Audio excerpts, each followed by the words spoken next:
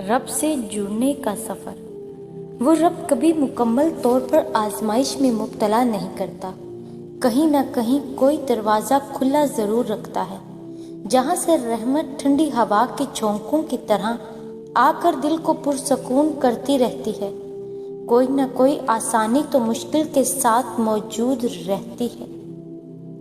ایسے لوگوں کو کبھی اپنی ترجیحات میں شامل نہ کریں جنہیں آپ تب میسر ہوں جب انہیں کوئی میسر نہ ہو۔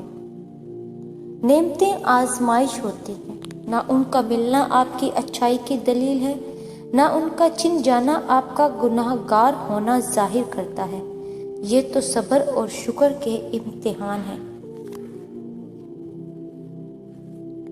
تم ڈھونڈتے ہو کامیابیوں کو در بدر، لیکن تم ہوتے ہو کہاں جب آتی ہے صدا حی علی الفلاح۔ اپنے رب سے اپنی خطاؤں کی معافی مانگتے رہا کرو، کیونکہ زندگی موقع کم اور دھوکہ زیادہ دیتی ہے۔ یہ تقسیم اور تقدیر تو اللہ کی طرف سے ہے کہ کسی کو بے مقصد کاموں میں تھکا دیا اور کسی کو اپنی راہوں پر چلا دیا۔ خوش نصیب ہیں وہ جن کے شب روز رضائے الہی کے کاموں میں گزرے اور جس کی باتوں اور کردار سے اللہ کی یاد آئے اور آخرت کی فکر پیدا ہو۔ یا اللہ ہمیں بھی دنیا کی فضولیات سے ہٹا کر اپنی رضا کے کاموں میں مصروف کر دے، آمین یا رب العالمین۔ کبھی بھی کسی انسان کی طرف سے اپنی ناقدری پر نہ کڑنا، کیونکہ قد و قیمت کا تعین ہمیشہ وقت کرتا ہے اور درجات اوپر متعین ہوتے ہیں۔ اگر انسانی رویوں میں الجھو گے تو زندگی بھر الجھ کے رہ جاؤ گے۔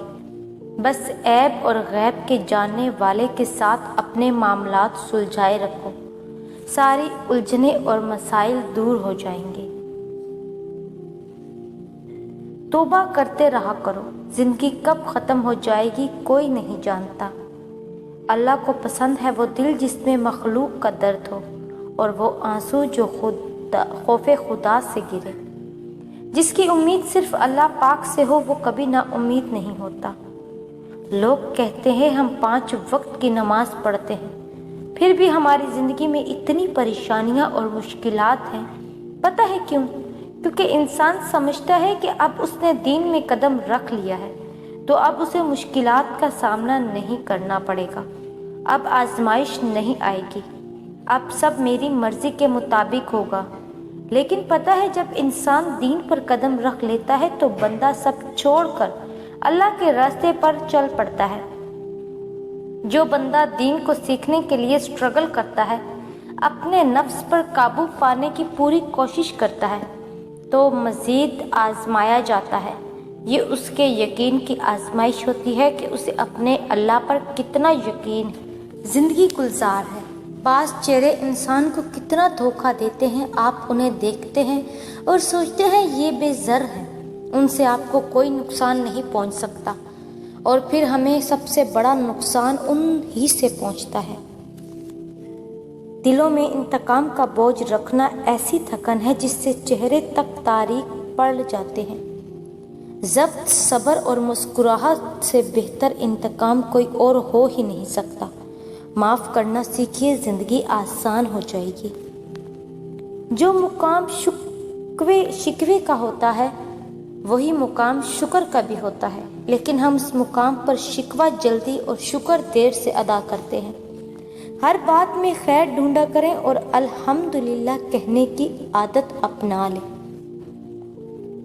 آزمائش ایمان کا حصہ ہے، اور جس کا ایمان جتنا مضبوط ہوتا ہے اتنی سخت آزمائش ہوتی ہے، لیکن آزمائش اللہ سے اور قریب کر دیتی ہے، اور اسے سزا سمجھنا، مایوس ہونا انسان کو اللہ سے دور کر دیتا ہے۔ اس لیے کبھی آزمائش کو سزا مت سمجھا کریں، اللہ سے اس پر ثابت قدمی کی دعا مانگا کریں۔ یقین کریں وہ آپ سے اتنی محبت کرتا ہے کہ دنیا کی ہر فانی شے آپ سے دور کر کے آپ کو اپنے قریب کرنا چاہتا ہے۔ انسان کی اصل قیمت اس کا اخلاق، برتاؤ، میل جول کا انداز، صلح رحمی ہمدردی اور بھائی چارہ ہے، نہ کہ اس کی ظاہری شکل و صورت۔ کسی کو زخم مت دینا، خراشیں زندہ رہتی ہیں۔ زبان سے وار مت کرنا، صدائیں زندہ رہتی ہیں۔